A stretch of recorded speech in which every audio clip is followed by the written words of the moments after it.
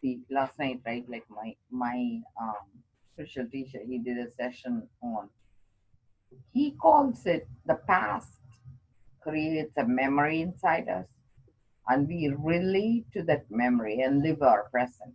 Okay, so the past is a memory inside us. The memory creates a relationship to that word or situation. Okay, it's a triad.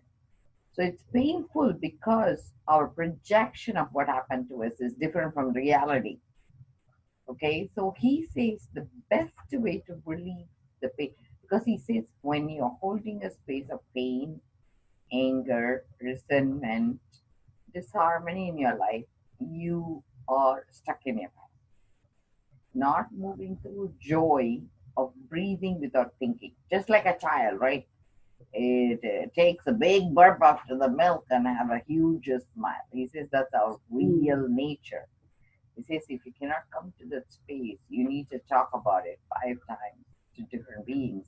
And he calls it, there is a Sanskrit word he says, relationship. Samskara means relationship. Dahana Kriya means burning that relationship. Okay. So it's a Kriya means action. So the action of burning that relationship inside.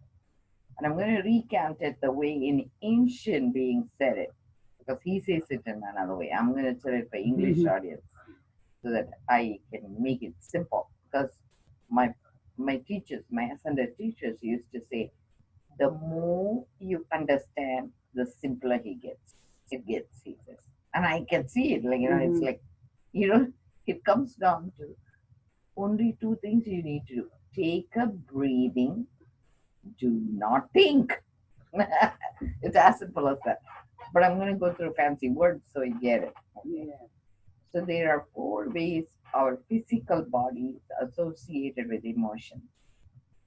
And the emotions and mind is not inside, right? But for some reason, it associates this body with that aspect. Emotion doesn't even house here, right? You can feel it's coming from somewhere else. The emotions are going to be there whether dead or alive.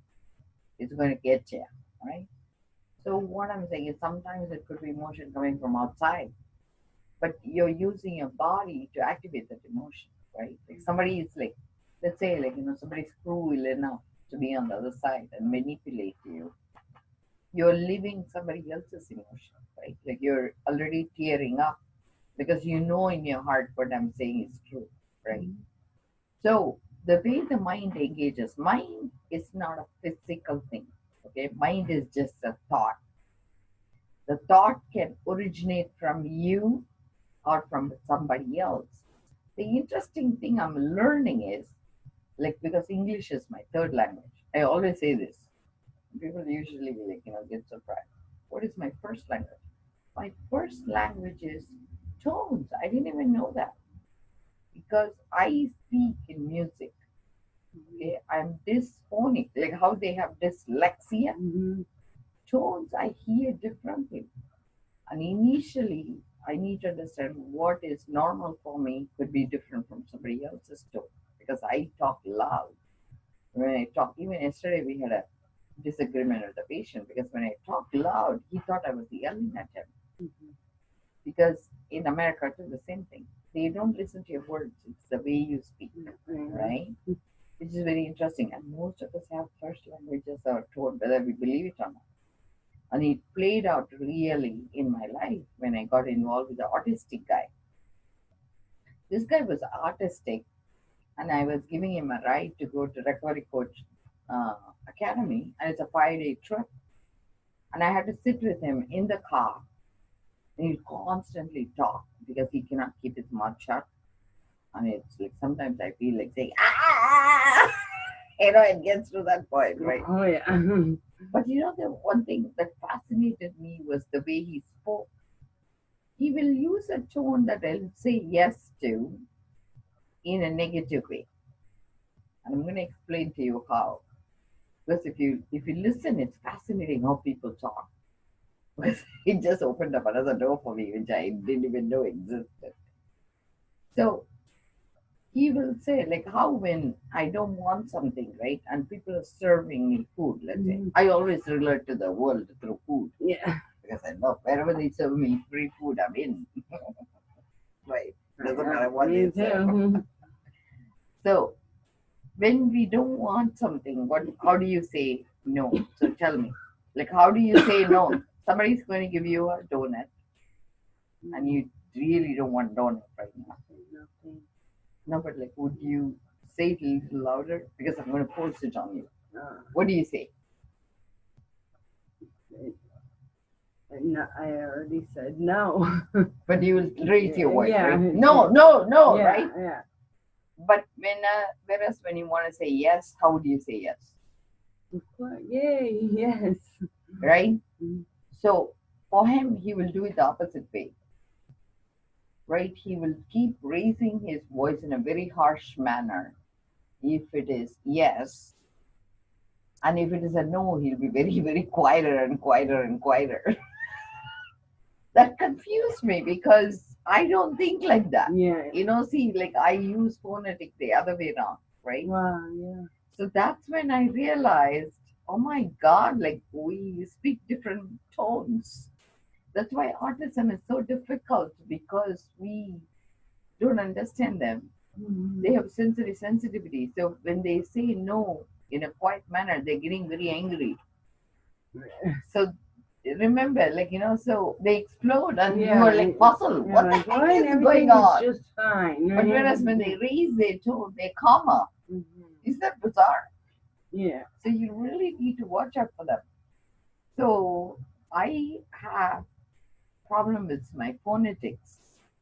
So because of that, like, sometimes like I would be so fast talking, I wouldn't pronounce my words correct.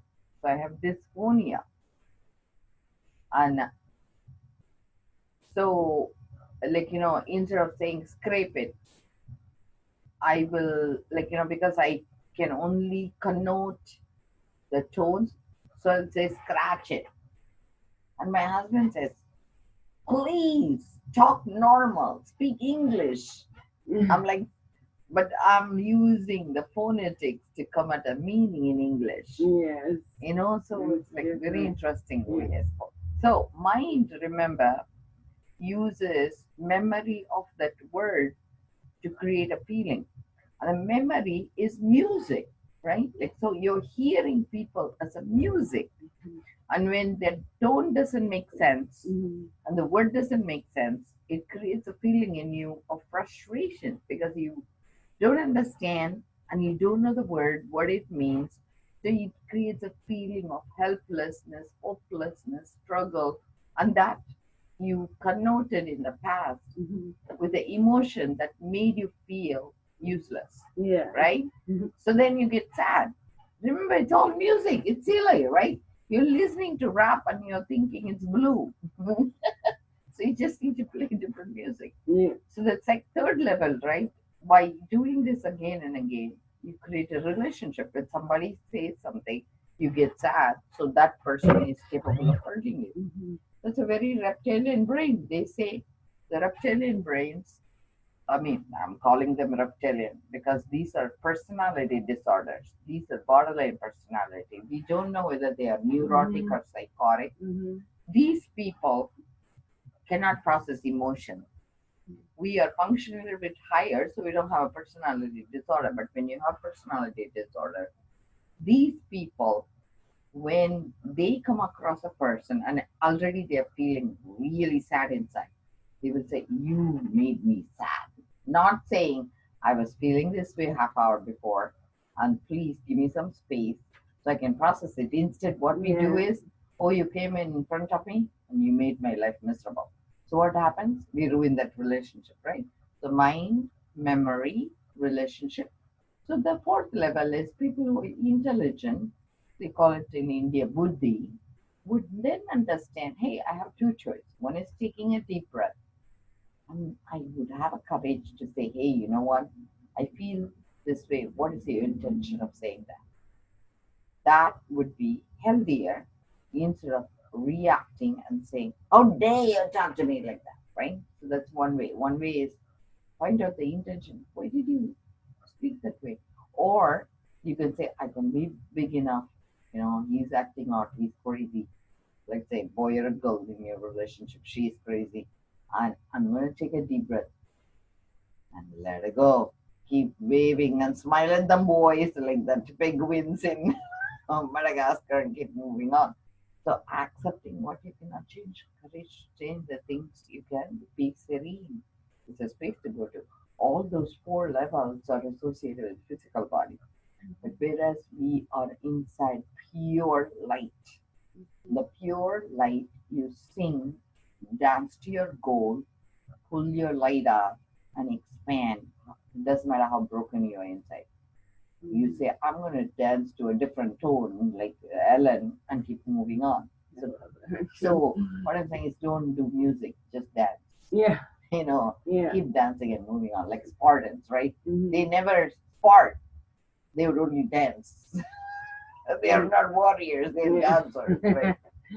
So Yeah. what I'm saying is, why we came back to this is because of the movie. I say, watch that movie called Before I Fall. Mhm. It's the best step in a movie you could have ever seen.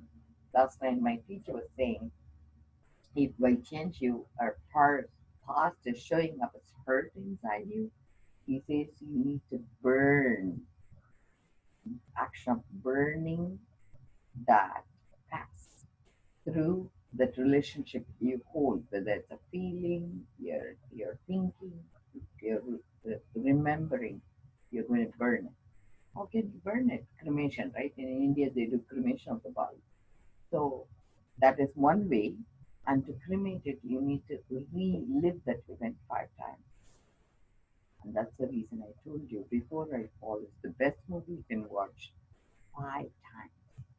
When you watch it 5 times, know what is it that you need to correct about you, because it's not the relationship, it's not what happened to your past. It's like something about in that space you don't feel you were heard and you were feeling useless there. So you need to go back and say, okay, why did I feel that way? And once you relive that, it's not that painful. Because that's what happened to me. Because what I felt was I was not validated. But that's because my reality was different from the projected reality of the other person. I'm going to recant a very simple event that happened yesterday. Okay, it doesn't even, it's just between me and my boss. Mm. Okay, so we had an argument, and because we are going through bankruptcy and stuff here. So he was not willing to pay me the same way he wanted to pay me before because he's broke. I see that. But instead of saying, hey, I'm broke, I need more time to fix me, he comes across. He says, you always are not capable of showing up early anyway because you cannot wake up early. I said, no, now, wait a minute there. I said, that's not what we are talking about. You're making, see, the thing is, I could have got angry. I very, very carefully choose my anger because I choose my anger only to destroy a habit. Okay, because I feel if a behavior is not acceptable, I get very pretentious mad because I never actually get angry. But I get pretentious mad because I feel anger is a useless emotion for me personally. But I'll be very angry if a person I take care of, like my kids and stuff, get hurt by something or somebody, that I'm like very, Yes. very ferocious there. But I'll be very prudent about their future. So if it hurts them, I would choose not to be. Just like you, right? Like you, that's the same thing with you. Yeah. So the mother instinct kicks in my heart. So I first told him, first of all, you made an assumption I'm making a sleep. The thing is, my kids need to go to school. They have to be out by 7. I cannot use the bathroom before, right? They have to shave, they have to brush their teeth, they in and out. And if I go into the bathroom, they say, Mom, it smells. you know, they don't want to shave afterwards. Yeah. So really, I need to be holding off all my activity until 7. It doesn't matter how early I wake up. I need the bathroom to be available for them until 7. Because when you live together, you do what is priority. Them giving to school is my priority. After they leave at 7, I have a half hour to get ready. Sometimes I feel I want to have a cup of tea because don't want them to wash dishes and stuff. So when they leave, I wash the dishes, put it in the dishwasher. Because by the time I go home, they are sleeping. And they hate when I come and roll the path at night. Mom, I'm trying to sleep. Shut up! Yeah. Say, right? Yeah. So I try to do all my chores in the morning before I leave.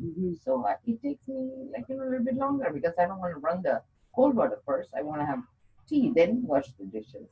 And sometimes we don't want to wake up to the smells of the kitchen sink. So I told her, if it is that important to you, I'll show up.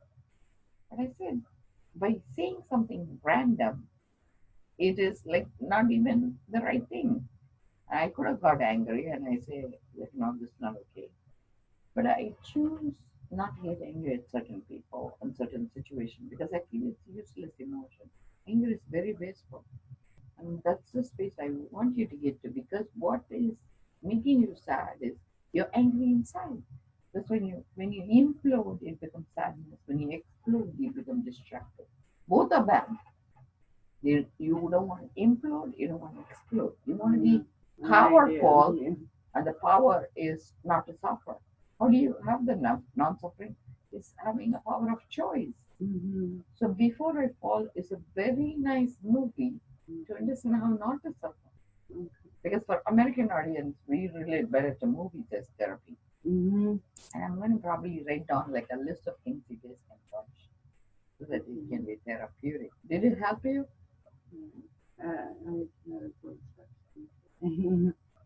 So I feel watch it and make a list of 5 things. Remember, you're going to watch 5 times. Yeah. I don't know whether you're going to do it. I know. But I'm assuming you do. Each time, what did you learn different? Okay. I'm just curious. Right. Because for me, first time when I watched the spelling, it's boring, the movie. Yeah. Second time when I watched, oh my God, this is brilliant. Third time I watched, oh my God, I got it. Fourth time I watched, oh, I cried. It's so amazing how when your heart gets touched.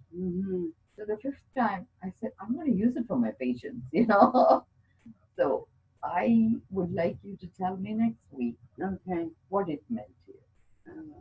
Because what I saw in you was initially, I know that's true or not, initially you were resentful of your boyfriend. But when the minute he had seizure, something in you shifted, right? You could see him in a different light. And it scared the crap out of you, right? See, I make phonetic mistakes because I talk to make up for it. I'll talk fast, and when I'm very nervous, I'll talk even faster. And when people threaten me, I'll give out all the truths which I'm not supposed to. I'm like the liar. So that's how my husband gets to know what I did wrong because when I'm really nervous, I'll tell all the truths. Yeah. So would you do that with me? Next week, that's going to be your session. You're going to do it, right? Yeah. Okay. So I'm proud of you,